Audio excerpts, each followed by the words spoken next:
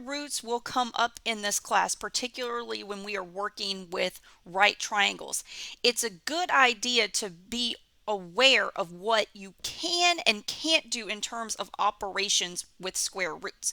So at the top of page 2, there is a box that contains three properties that hold true for square roots. Okay, so if you take a look inside the box, the three statements involve A and B, and if you read the little description above, it says that A and B are non-negative numbers, meaning that A and B are positive or zero. The reason for this is because you can't take the square root of a negative number. So A and B have to be either positive or zero. Okay, so let's go ahead and take a look at these three statements. We'll go ahead and start with the first one.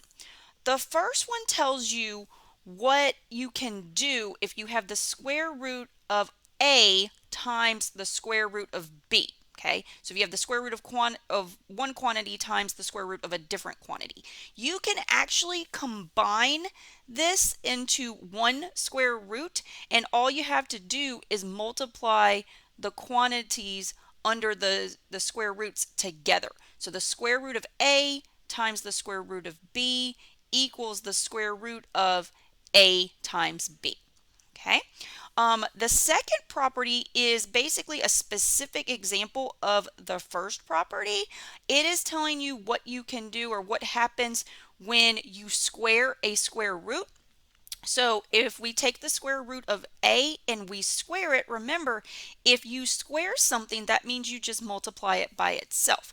So the square root of A squared is going to become the square root of A times the square root of A, because you're just multiplying it by itself. And then you can apply the first statement. Okay, if you're multiplying two square roots together, you can combine it into one square root, and you just multiply the two quantities together underneath the square root. Okay, so the square root of A times the square root of A is going to become the square root of A times A. Okay, if you simplify what's underneath the square root, this is going to become the square root of A squared. Okay, the square and the square root cancel, and that's just going to leave you with A. Okay, so what statement number 2 is saying is if you square a square root, okay, basically the square root goes away. Okay, the last statement has to do with the division of square roots. So if you have the square root of A divided by the square root of B, you can combine these two square roots into a single square root. So it will become the square root of A divided by B. Okay, so all you do is just divide the two numbers that are underneath the square roots in the same order. Okay, all right, so let's go ahead and look at example R2. Okay, and it says to perform the operations. Okay, just a word of warning, you're kind of simplifying here. Not all of these can be simplified, so keep that in mind as we go along. Okay, all right, the first one, example A, we have the square root of 6 times the square root of 12. Okay, that has to do with property number 1.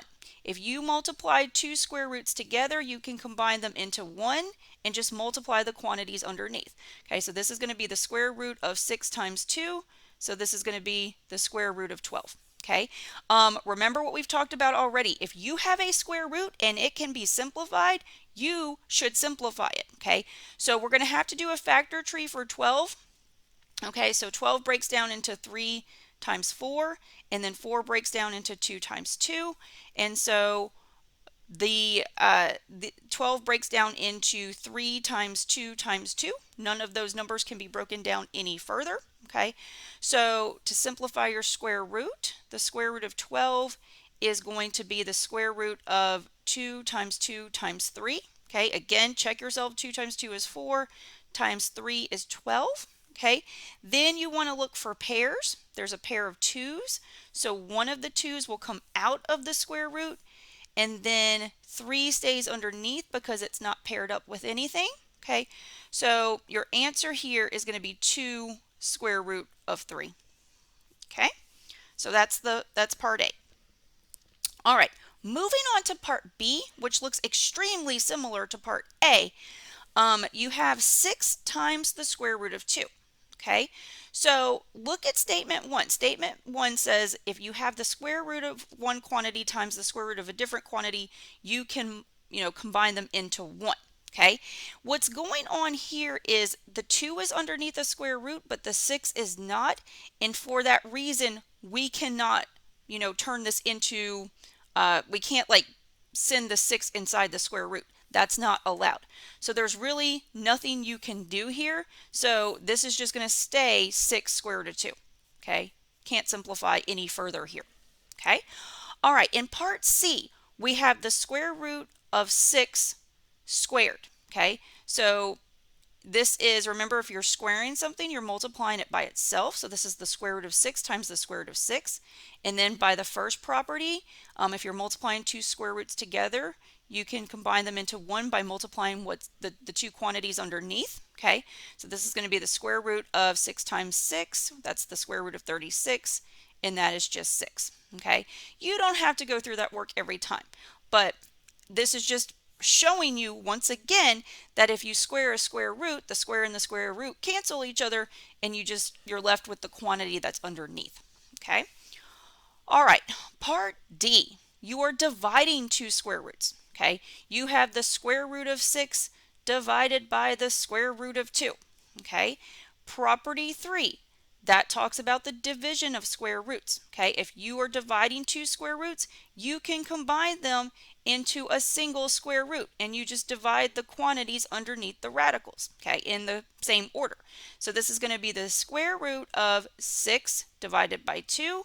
And so if you work underneath the square root, 6 divided by 2 is 3. So this is simplified. This simplifies to the square root of 3. Okay, and you can always check yourself. If you're not sure if two quantities are equal, you can just check on the calculator, put them both in, and see if you get the same decimal approximation. So for example, if I did the square root of 6 divided by the square root of 2, so that's what I started with. Okay, there's the decimal approximation, and then I think it simplifies to the square root of 3 if you're trying to check yourself. And yes, you get the same decimal approximation. So they are indeed the same quantity. Okay, so you can always do that as a check. All right, last one, example E. You have the square root of 6 divided by 2. Okay, you are not dividing two square roots here. You are dividing a square root and a number. Okay, so you cannot combine these two pieces, the top and the bottom, because the 2 is not a square root. Okay, and so what I'm saying is, don't make the mistake and look at this and say, oh, I can turn this into the square root of 3. You cannot divide that 2 into the 6 because the 6 is under a square root. Okay, you can only combine them into 1 if they both had a square root involved.